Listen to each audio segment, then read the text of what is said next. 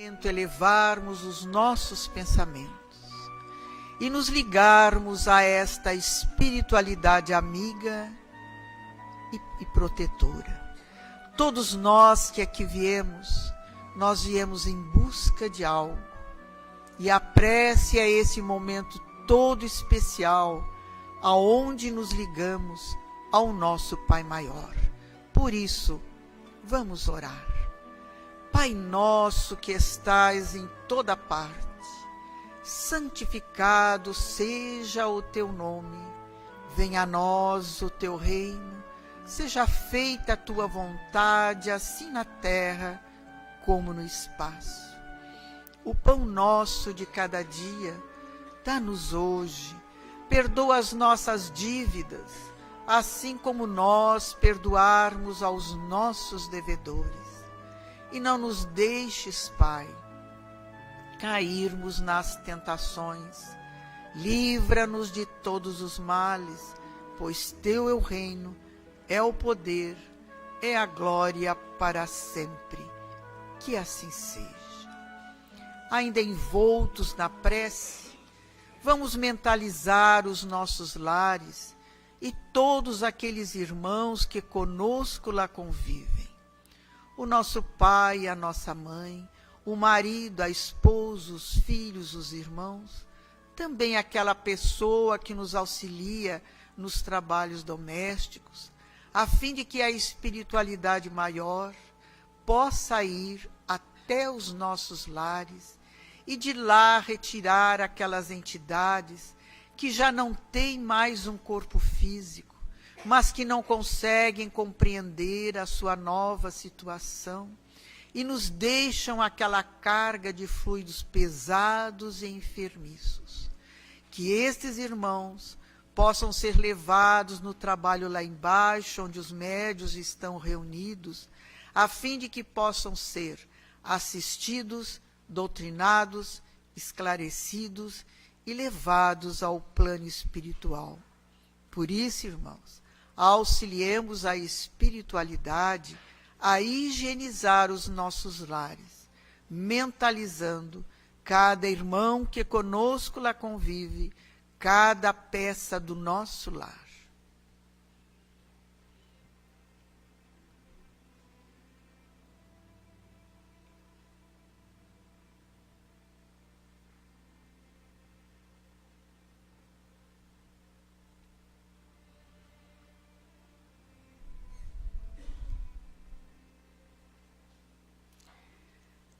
Senhor, tu mesmo disseste que onde estivessem reunidas 2 ou mais pessoas em teu nome, ali estarias.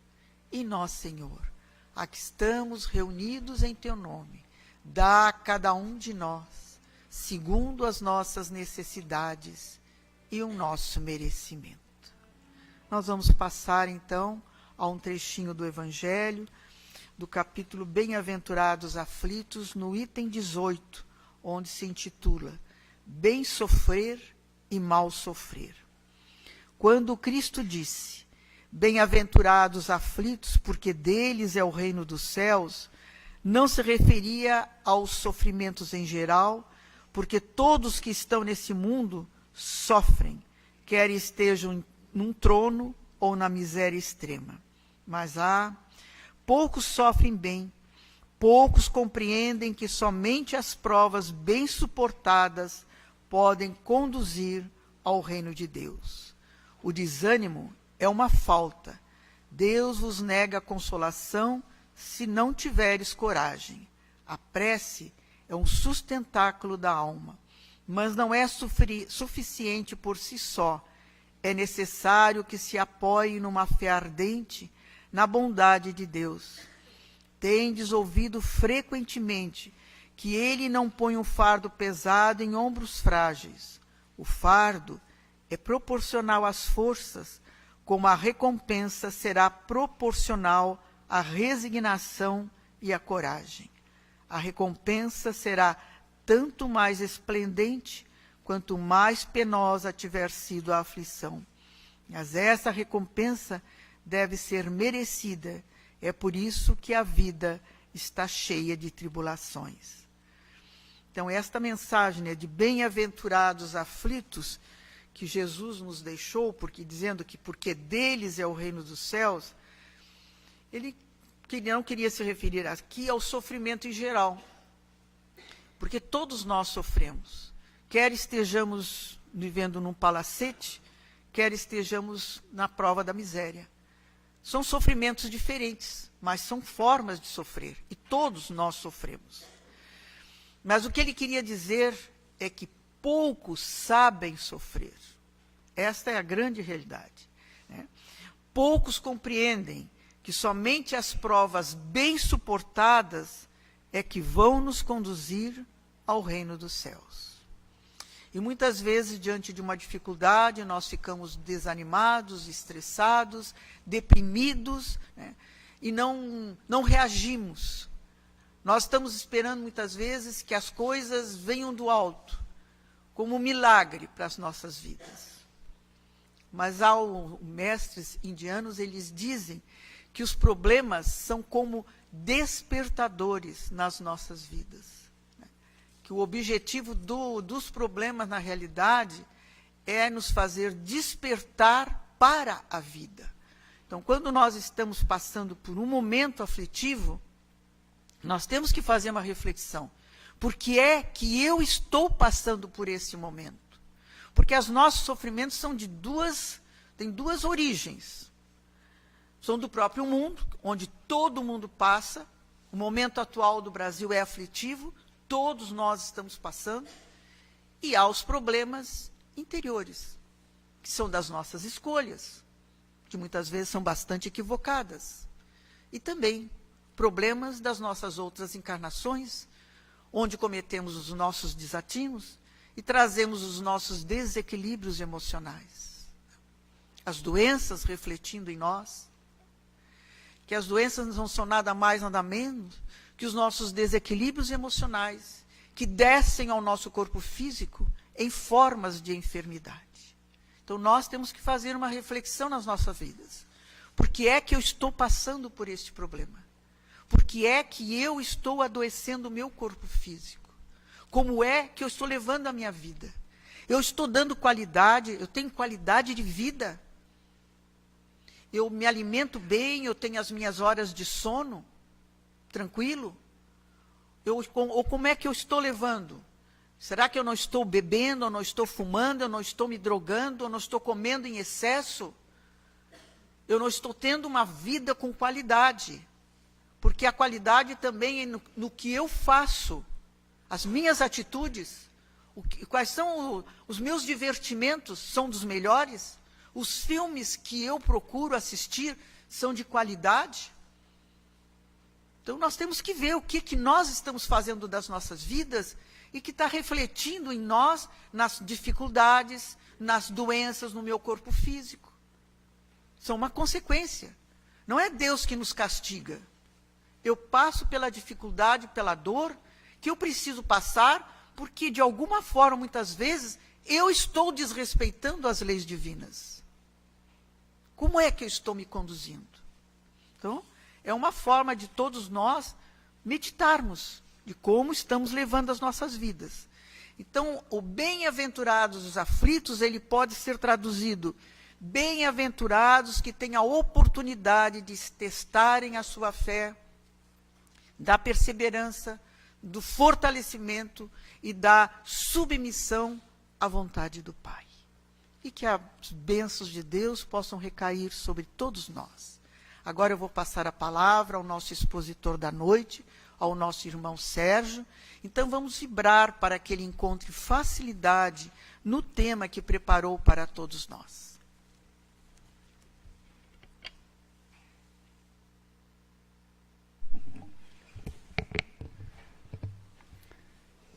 Boa noite a todos. Que o amor de Jesus esteja em nossos corações. Iniciando a nossa reflexão da noite, uma frase do médium Chico Xavier, que nos traz à memória os ensinamentos de Jesus. Um ensinamento de Jesus, o principal. Diz Chico Xavier: o Cristo não pediu muita coisa, não exigiu que as pessoas escalassem o Everest ou fizessem grandes sacrifícios. Ele só pediu que nos amássemos uns aos outros. Jesus só pediu que nos amássemos uns aos outros.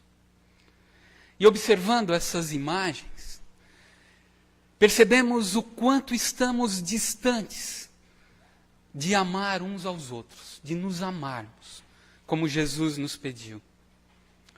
Mas, ao mesmo tempo, essas outras imagens já nos dão uma esperança, já nos demonstram que muitos de nós já começaram, até mesmo nós, já começamos, às vezes, a pensar um pouco no próximo, a buscar viver um pouco daquilo que Jesus nos ensinou.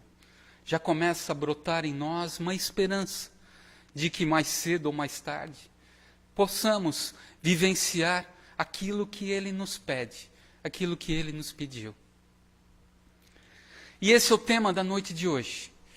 A palavra amor. Falar sobre o amor. Sobre esse amor puro, mais elevado, que Jesus nos demonstrou, nos exemplificou, nos falou. E a palavra amor, ela tem múltiplos sentidos, múltiplos significados na língua portuguesa, de acordo com a frase onde ela é utilizada. E assim, pode significar várias coisas, como afeição, inclinação, atração, apetite, paixão, querer bem, satisfação, conquista, desejo, libido e assim por diante. Significados que muitas vezes fazem com que percamos o foco em relação à verdadeira significado, à verdadeira profundidade que Jesus quis nos passar quando falou sobre o amor. E uma pesquisa interessante, feita com crianças de 4 a 6 anos, por profissionais de educação e da psicologia, trouxeram para nós respostas bem importantes, bem interessantes, para que entendêssemos esse significado mais profundo. Sabemos que as crianças são espíritos imortais, mas estão passando por uma fase inicial de uma nova existência material e trazem consigo ainda uma inocência, uma ingenuidade. Trazem uma pureza relativa. E assim trazem para nós respostas profundas, simples, mas profundas. Amor é quando alguém te magoa e você mesmo, muito magoado, não grita, porque sabe que isso fere seus sentimentos. Se você quer aprender a amar melhor, você deve começar com um amigo que você não gosta. Eu sei que minha irmã mais velha me ama, porque ela me dá todas as suas roupas velhas e tem que sair para comprar outras. Amor é quando você sai para comer e oferece suas batatinhas fritas, sem esperar que a outra pessoa te ofereça as batatinhas dela. Respostas simples, infantis, como vimos, mas que traz uma profundidade para que nós possamos entender sobre o amor, como Jesus queria. Respostas que nos mostram um interessar-se pelo próximo, um se importar pelas necessidades do outro. Respostas simples e ingênuas, mas profundas, se analisarmos desse ponto de vista. Passamos então ao Evangelho, aquilo que Jesus nos ensinou. Na parábola do bom samaritano, que está no Evangelho escrito por Lucas, capítulo 10, do versículo 25 ao 37. E que está também no Evangelho segundo o Espiritismo, no capítulo 15, fora da caridade não há salvação. Jesus conversava com um doutor da lei, e esse, tentando testá-lo, pergunta a Jesus: Mestre, o que eu devo fazer para obter a vida eterna? Que podemos entender: Mestre, o que preciso fazer para ser feliz? o que preciso fazer para ter paz na minha consciência, para ter um coração tranquilo. Jesus, então, responde a ele com uma nova pergunta, com outra pergunta. O que diz a lei? Como você a lê? Era um doutor da lei judaica, conhecedor da lei mosaica, conhecedor da Torá, que são os 5 primeiros livros que encontramos no Antigo Testamento. Gênesis, Êxodo, Números, Deuteronômio e Levítico. E o doutor da lei então responde a Jesus o que estava na lei que ele sabia, que ele já tinha estudado. Responde assim: amarás, pois, o Senhor teu Deus de todo o teu coração, e de toda a tua alma, e de todas as tuas forças. Deuteronômio capítulo 6, versículo 5. E completou: não te vingarás, nem guardarás ira contra os filhos do teu povo, mas amarás o teu próximo como a ti mesmo. Que está em Levítico capítulo 19, versículo 18. Jesus então diz a ele: sabes o que fazer, então faça. Faze isso e viverás. Faze isso e serás feliz.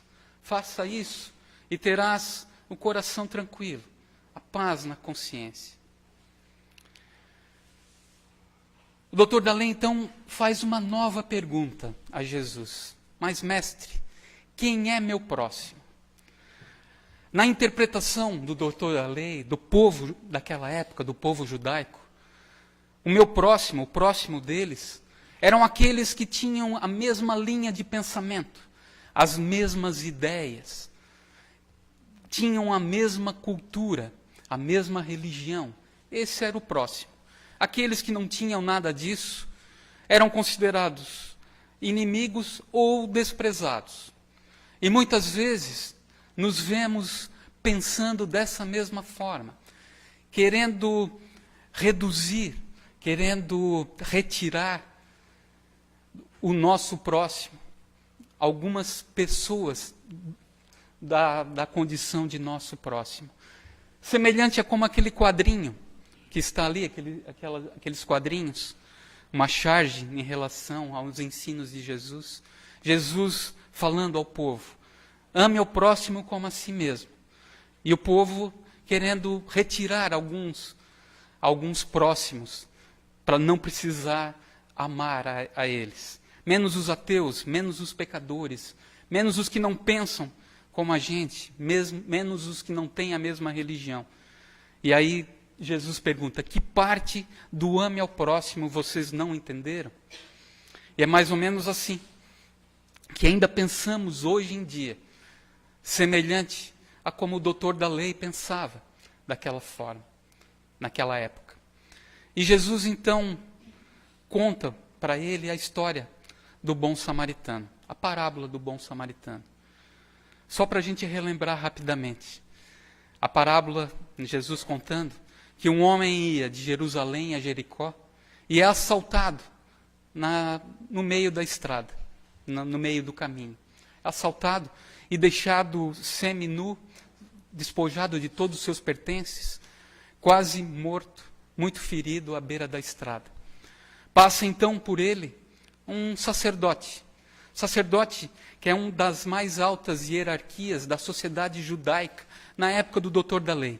E esse sacerdote não se preocupa, não se importa, passa direto por aquele que estava ferido à beira da estrada. Logo em seguida passa um levita, que é um trabalhador do templo judeu de Jerusalém, e ao mesmo tempo respeitado pela sociedade. E também não se interessa, despreza aquele que está à beira do caminho, ferido. Passa então o samaritano. Samaritano que pertence a uma região próxima da Judéia, e é uma região, um povo, que é desprezado pelo povo do doutor da lei, que não tem a mesma religião, que a cultura é diferente, e que não é levado em consideração pelo povo judaico, pelo povo do doutor da lei, como alguém que seria considerado próximo dele.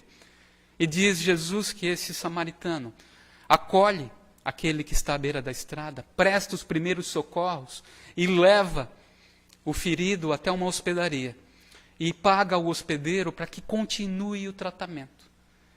E aí Jesus então pergunta ao doutor da lei, para ti, quem foi o próximo daquele que estava ferido à beira da estrada? E o doutor da lei responde, aquele que usou de misericórdia, que se importou com o tal. Então disse Jesus, pois vai e faze tu o mesmo. Vai e se importe com o próximo, sem ter restrições. O próximo são todos, até aquele que não tem a mesma religião, que não tem a mesma cultura. Isso Jesus quis demonstrar na parábola do bom samaritano, para todos nós. Se importar com o próximo e fazer isso para todos. Pensamos então, amar é se importar, é ter esse interesse pelo bem-estar do próximo. Seria só isso o amor? Seria esse a essência do amor? E como seria então amar a Deus? Deus precisaria que nos importássemos com o seu bem-estar? Percebemos então que se importar é um estágio inicial desse amor que precisa ser trabalhado, precisa ser desenvolvido, como nós vamos ver. Passando para a doutrina espírita, Emmanuel, que é o mentor espiritual do médium Chico Xavier, no livro Fonte Viva, no capítulo 91, nos diz que o amor é a força divina do universo. A força divina, a energia de Deus no universo. E André Luiz, no livro Nosso Lar, também psicografado por Francisco Cândido Xavier, Chico Xavier, nos diz que o amor divino é o cibo, o alimento do universo, que a alma em si apenas se nutre de amor, que o amor é o alimento, a energia divina que a alma se nutre, que o espírito se nutre. No livro Grandes e Pequenos Problemas, um livro escrito pelo escritor espírita chamado Angel Aguaró, nascido na Espanha, mas que viveu aqui no Brasil muito tempo, ele nos diz que toda a obra da evolução resume-se a desenvolver o amor nos indivíduos. E como não há de ser assim, se Deus é amor, Deus é todo o amor. Ora, estando todo o amor contido nele, forçosamente todos os seres que nele têm sua origem devem desenvolver esse amor em si. Toda a obra da evolução resume-se a desenvolver o amor. Tudo que vemos tem como objetivo desenvolver o amor nos indivíduos. Deus é todo o amor. E assim nós que somos criados por Ele, podemos desenvolver esse amor. Podemos desenvolver esse amor que recebemos dele. E Divaldo Pereira Franco, Joana de Ângeles, a mentora de Divaldo Pereira Franco, no livro Garimpo de Amor, complementa sobre isso. Nos diz Joana de Ângeles que as vidas possuem o amor no seu imo, no seu íntimo, mas não o conhecem, pois este não surge completo, acabado. Necessita ser trabalhado, aprimorado, bem orientado. Quanto mais é aplicado, mais se aformoseia. E quanto mais é repartido, mais se multiplica em poder, valor e significado. Nos diz Joana de Ângeles que todos os seres, todas as vidas, possuem o amor no seu íntimo, mas não o conhecem. Todas as criaturas, todos que fomos criados por Deus, temos o amor no nosso íntimo. Temos esse amor que Deus nos ofereceu, que Deus nos deu. E que precisa ser trabalhado, aprimorado, bem orientado, desenvolvido. Temos como uma sementinha que precisa crescer, que precisa desabrochar. E a ciência observa isso. Um zoólogo austríaco chamado Konrad Lorenz, um cientista, fez uma observação, observando todos os seres, mas iniciou com patinhos que eclodiam dos ovos que nasciam, e ele percebeu que esses patinhos buscavam a primeira coisa que olhavam, que observavam, que era grande e que se mexia. E buscavam esses patinhos buscavam essa coisa grande, considerando a mãe, para buscar o acolhimento, para buscar proteção, para buscar o alimento, para buscar, seguindo aonde ia. Ele observou que primeiro os patinhos, que eclodiam numa chocadeira, procuraram um cachorro que estava perto, e iam com ele dormir, se alimentar. E aí ele resolveu se colocar à frente dos patinhos, de outros patinhos que também nasceram logo em seguida, na mesma chocadeira. E ele percebeu que os patinhos o seguiam aonde ia. Ele ensinou os patinhos a se alimentar, a nadar e assim por diante. É claro, ele percebeu então que esses patinhos e que todos os seres possuíam ou possuem uma sementinha, que ele chamou de imprinting, de carimbo, e que nós podemos chamar de instinto filial, de buscar esse acolhimento, de buscar alguém que os acolha. E ele percebeu também que existe em todos os seres um instinto materno ou paterno de oferecer esse acolhimento, de oferecer essa proteção, de se importar com aqueles seres que precisam. Vemos ele com os patinhos, algumas fotos. Ele caminhando, os patinhos atrás, ele na lagoa, os patos já adultos.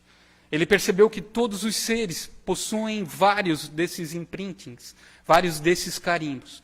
E ele iniciou por esses, o instinto filial e o instinto materno ou paterno, de acolhimento.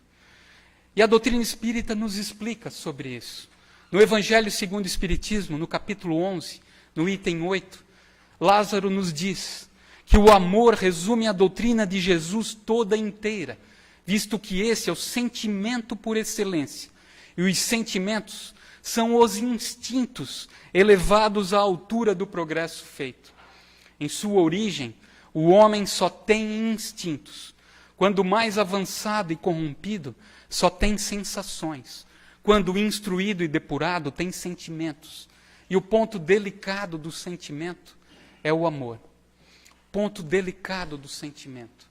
O ponto mais elevado, mais trabalhado, é o amor. Resumindo então essa primeira parte.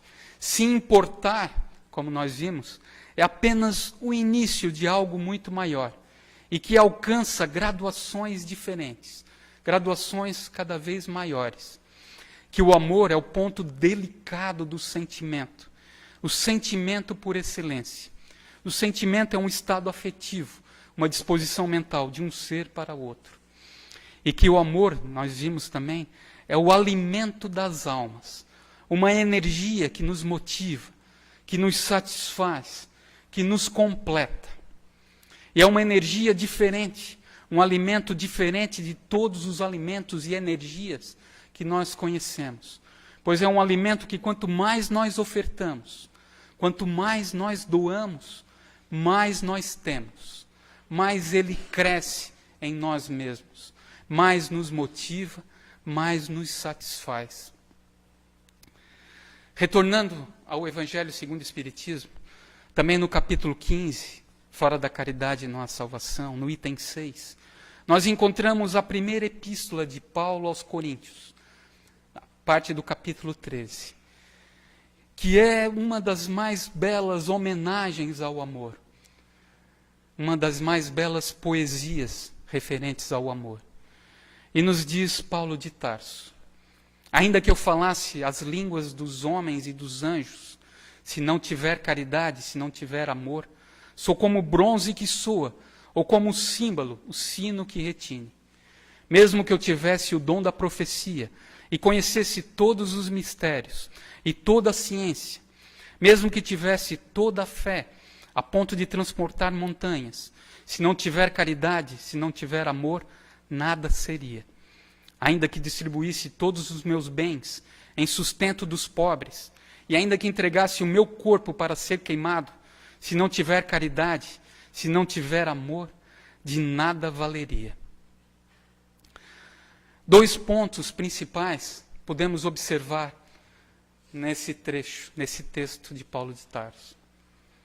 O primeiro é a necessidade de um sentimento para com o próximo, de um interesse pelo bem-estar do próximo em tudo aquilo que fazemos. De nada adianta todo o conhecimento do mundo, das línguas, da ciência, das profecias, se eu não me interessar pelo próximo. De nada adianta toda a generosidade material que poderíamos ter, dar tudo o que temos, todos os bens, até o próprio corpo para ser queimado, se isso não for para o próximo, se não for de interesse nas necessidades do próximo, se não nos importarmos para o próximo, com o próximo.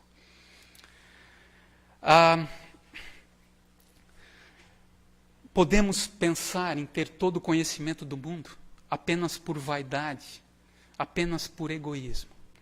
Podemos até ter essas atitudes de generosidade material para com o próximo, por vaidade e por egoísmo, para que nos admirem pelo que fazemos, ou até mesmo tentando barganhar um espaço no paraíso, achando que assim a gente conquista esses lugares, buscando apenas pelo egoísmo, apenas pela vaidade.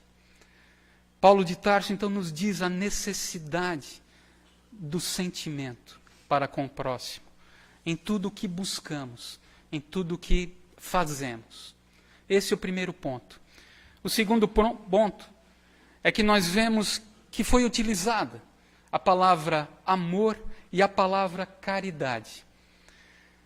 Em muitas traduções, tem a palavra caridade nesse texto. Em outras traduções, a palavra amor. Hoje em dia, facilita bastante nós procurarmos várias traduções da Bíblia, dos Evangelhos, na própria internet, e compararmos textos, e vemos como várias traduções têm amor em vários pontos, em outros, a palavra caridade. Por que que isso ocorre? Precisamos, então, voltar ao tempo e lembrar e ver que os evangelhos foram escritos em grego. Os primeiros evangelhos escritos em grego. Isso ocorreu porque toda aquela região que aparece no mapa foi conquistada mais ou menos no ano 330 por Alexandre o Grande. Levou seus exércitos e levou a cultura grega, a língua grega, desde a Grécia até a Índia, passando pelo Egito e passando pela Palestina, levando a língua grega. No ano 60 a.C., mais ou menos, um general romano chamado Pompeu domina a região do Egito e a região da Palestina. E o Império Romano, ele não leva só os soldados, ele leva também o domínio financeiro e a cobrança de impostos a toda essa região. Os cobradores de impostos romanos são contratados nos povos que foram dominados e são chamados publicanos. No grupo que acompanhava Jesus, os apóstolos, existia um ex-cobrador de impostos, um ex-publicano chamado Levi, que nós conhecemos por Mateus. E ele era o secretário do grupo de Jesus. E ele anotou tudo o que Jesus falava. Jesus falava em aramaico, mas ele, como conhecia a língua grega, que é uma língua muito mais rica em detalhes, em significados das palavras, ele anotou tudo em grego. E o primeiro evangelho, os primeiros evangelhos encontrados no século I, todos escritos em grego. E o primeiro de Mateus. Em grego existem 3 palavras que significam amor. 3 ou mais, até mais palavras, mas as 3 principais são filia, que significa um amor mais de amizade entre pessoas. A palavra eros, que é um amor mais sensual, mais de romance. E a palavra ágape, que é uma palavra que é um amor mais profundo, que é o amor de Deus para conosco, de Deus para com seus filhos. E foi essa palavra que foi utilizada por Mateus e pelos evangelistas, que passavam a mensagem de Jesus. Paulo de Tarso também utilizou a palavra ágape naquela primeira carta aos Coríntios. Depois, mais ou menos no século IV da era cristã, Jerônimo, que era secretário do Papa Damaso I, fez a tradução dos textos evangélicos do grego para o latim e utilizou a palavra em latim caritas, onde estava ágape. Passou então o amor, traduziu o amor mais profundo para caritas. Tanto é que na primeira carta de João, capítulo 4, versículo 16, onde em português nós encontramos Deus é amor, em latim é Deus caritas est. Percebemos então essa volta toda que eu dei para entendermos que a palavra caridade, que é a tradução literal de caritas para o português, e a palavra amor se fundem, se confundem em um só sentimento para todos nós. Nesse sentimento profundo que Jesus quis nos exemplificar, quis nos ensinar de como vivenciar. Caridade, então, é o amor ao próximo. O amor sendo colocado em ações. Aquele amor mais profundo. Nos diz Emmanuel, no livro Vinha de Luz, que caridade é amor sublime. Caridade, amor ao próximo. E então, no Livro dos Espíritos, na questão 886, Allan Kardec, codificador da doutrina, faz a seguinte pergunta aos espíritos elevados da codificação. Qual é o verdadeiro sentido da palavra caridade, como a entendia Jesus? Que nós podemos entender com essa pergunta. Qual o verdadeiro sentido do amor colocado em prática ao próximo, como entendia Jesus? E respondem os espíritos elevados da codificação. Benevolência com todos, bondade para com todos, indulgência com as imperfeições dos outros, tolerância, compreensão do estágio de evolução de cada um, do nosso próximo, de nós mesmos. Tolerância para com todos, as imperfeições de todos e o perdão das ofensas. Perdão sem limitações. Amor ao próximo. Quem é o próximo? Todos. Bondade para com todos, indulgência com as imperfeições dos outros e o perdão das ofensas. Esse é o amor que podemos oferecer num sentido mais puro e que podemos trabalhar, como nós vimos, podemos desenvolver em nós. Inicia com aquele se importar, com aquela vontade de acolher aqueles que percebemos necessitados, mas que podemos ampliar para com todos. E vamos assim trabalhando benevolência, indulgência e o perdão, aos pouquinhos, na medida das nossas possibilidades. E amar a si mesmo da mesma forma, benevolência para com nós mesmos, bondade, indulgência com as imperfeições, no autoconhecimento, compreender as nossas imperfeições e aquilo que precisamos modificar, que podemos melhorar, que precisamos melhorar. E o perdão, o auto-perdão, deixando assim, compreendendo os erros que já praticamos, aprendendo com eles e não mais cometendo, buscando essa melhoria, buscando seguir adiante, sem ficar demasiadamente preso aos equívocos do passado, mas sim buscando melhorar a cada dia. E o amar a Deus. Amar a Deus é um sentimento mais profundo, bem mais profundo, mas que a gente demonstra amando a criação, amando a toda a criação, amando a natureza e amando ao próximo, demonstrando o amor a Deus, trabalhando em nós mesmos o amor ao próximo. Tanto é que também na primeira epístola de João, no capítulo 3, versículos 20 e 21, João nos disse: se alguém disser, amo a Deus, mas odeia seu irmão, é mentiroso. Porque aquele que não ama seu irmão, a quem vê, é incapaz de amar a Deus, a quem não vê. Um sentimento profundo, amar a Deus, mas que demonstramos exercitando esse amor ao próximo. Voltamos então ao exercício de interesse com bem-estar ao próximo, ao se importar. No Livro dos Espíritos, na questão 895, é perguntado, à parte os defeitos e os vícios sobre os quais ninguém se enganaria, qual é o indício mais característico da imperfeição? Respondem os Espíritos: o interesse pessoal. E na 912, qual o meio mais eficiente de combater-se o predomínio da natureza corpórea?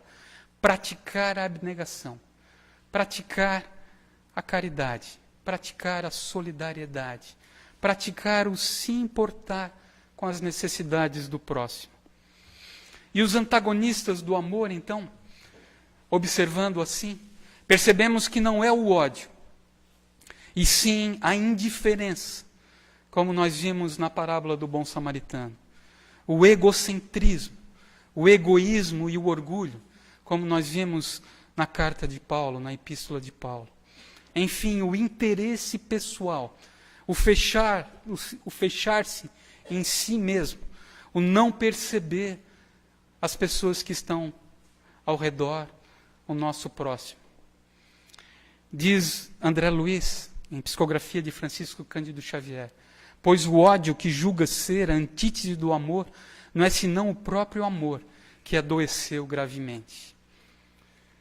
Indiferença é onde precisamos trabalhar, é onde precisamos nos observar. Estamos percebendo o próximo? Estamos percebendo os sofrimentos que existem no mundo? Ou estamos fechados em nós mesmos, apenas naquilo que estamos passando? Podemos trabalhar, iniciar esse desenvolvimento do amor na generosidade material, ampliando as nossas percepções, abrindo os nossos corações para com as necessidades do próximo. Observando isso, vamos passar então para algo maior, estender a mão, o braço para quem precisa, um abraço, uma prece. Vamos então trabalhando, desenvolvendo esse amor que temos como sementinha e que pode ir crescendo. Muitas vezes achamos que só aqueles que estão passando por necessidades são aqueles que precisam dessas demonstrações de amor. Mas aqueles que causam o sofrimento são aqueles que mais necessitam, são aqueles que mais precisam. Como nós vimos, a demonstração do amor puro é a bondade, a indulgência e o perdão. Assim vamos trabalhando em todos os aspectos o amor que trazemos em nossos corações e que podemos oferecer ao nosso próximo e que podemos desenvolver. E quanto mais oferecemos, mais estamos satisfeitos, mais nos completamos com essa energia divina. Demonstrações de se importar com o próximo e que podemos colocar em prática no nosso dia a dia. Lembrando a frase de Chico Xavier, que o Cristo só pediu que nos amássemos uns aos outros. Que o amor de Jesus permaneça em nossos corações. Que assim seja.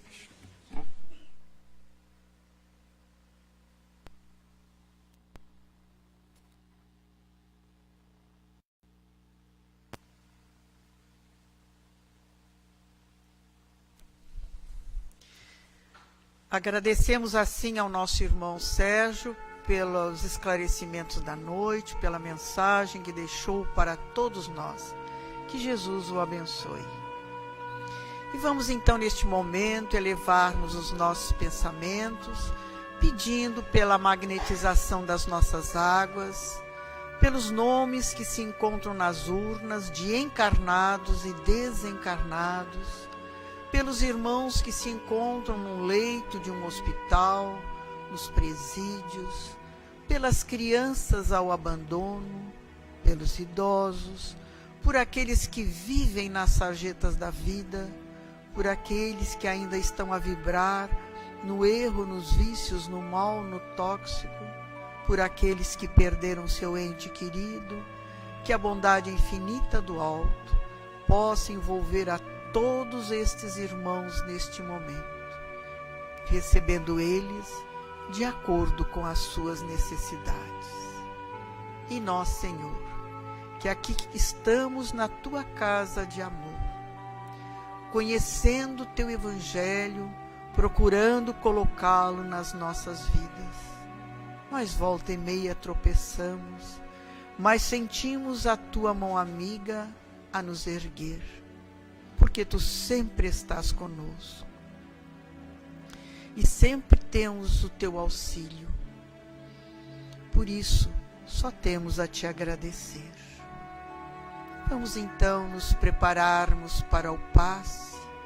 O passe é transfusão de energias, onde a espiritualidade amiga envolve a cada um de nós neste momento. Vamos sentir como uma luz a penetrar todo o nosso ser, a entrar pelo nosso centro coronário, frontal, laríngeo, cardíaco, esplênico, gástrico, genésico.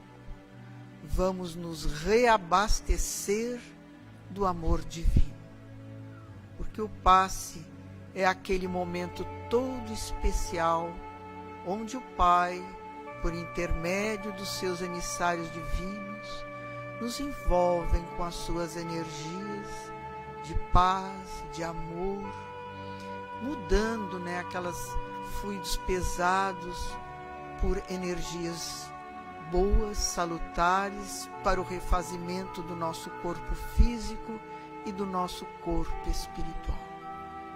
E unidos que aqui estamos, num só sentimento e num só coração, a Ti elevamos, Senhor, nossa prece de gratidão. Pai nosso que estais em toda parte, santificado seja o Teu nome, venha a nós o Teu reino, seja feita a Tua vontade, assim na terra como no espaço. O pão nosso de cada dia dá-nos hoje, perdoa as nossas dívidas, assim como nós perdoarmos aos nossos devedores. E não nos deixes, Pai, cair nas tentações. Livra-nos de todos os males, pois Teu é o reino, é o poder, é a glória para sempre. Que assim seja. Em nome de Deus, de Jesus, da cúpula espiritual do Círculo da Luz, nós agradecemos a proteção e damos por encerrados os trabalhos de